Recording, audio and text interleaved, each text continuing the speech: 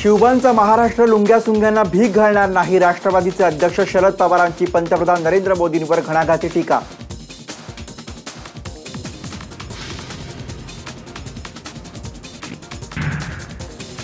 पुण्यात राहुल गांधींनी साधला कॉलेज तरुणांशी संवाद. अनुभवातून प्रगल्भ झाल्याचं वक्तव्य.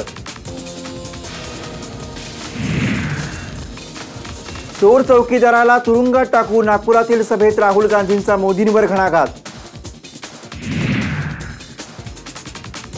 नरेंद्र मोदींनी अंतराळात चौकीदारी करावी. माकपचे नेते सीताराम येचुरी यांचा मोदींना टोला. चौकीदाराला सुट्टीवर पाठवण्याची वेळ आल्याचं केलं वक्तव्य. भाजपच्या महिला कार्यकर्त्यांमध्ये नाराजी. उमेदवारी दिली नाही म्हणून रोष. शायना एनसी यांनी व्यक्त केली खदखद. लोकसभा अध्यक्षा सुमित्रा महाजन यांची निवडणुकीतून माघार. निवडणूक लढवणार नसल्याची केली घोषणा. महाराष्ट्र नवनिर्माण सेनेचा चौथा गुढीपाडवा मेळावा आज शिवतीर्थावर होणार. मेळाव्यासाठी जय्यत तयारी. राज ठाकरेंच्या भाषणाकडे सगळ्यांचं लक्ष. अमरावतीतल्या प्रकल्पग्रस्तांचा लोकसभा निवडणुकीच्या मतदानावर बहिष्कार. मागण्या मान्य न झाल्याने प्रकल्पग्रस्त शेतकऱ्यांचा निर्णय. प्रत्येक घरासमोर लावले बहिष्काराचे फलक. खासदार माणिकराव गावितांचे पीए भगवान गिरोसेंचा आत्महत्येचा प्रयत्न. राहत्या घरी घेतला गळफास.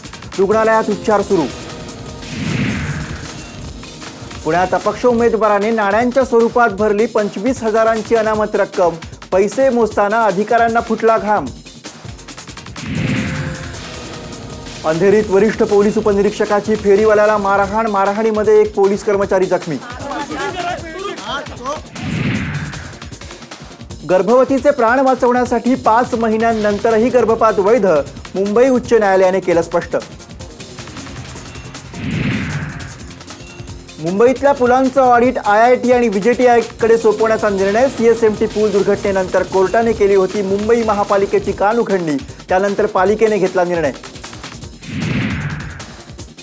मुंबई विमानतळावर एका प्रवाशाकडून 381 ग्रॅम सोनं जप्त. प्रवाशाने चपलेत लपवलं होतं तब्बल 11 लाख रुपये किमतीचं सोनं.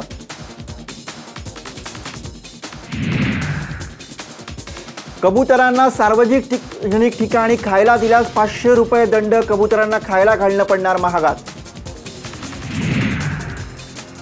भिवंडीतल्या खोका कंपाऊंड परिसरातील रंगांच्या कंपनीला भीषण आग. आगीमध्ये 8 कंपनींचं मोठं नुकसान.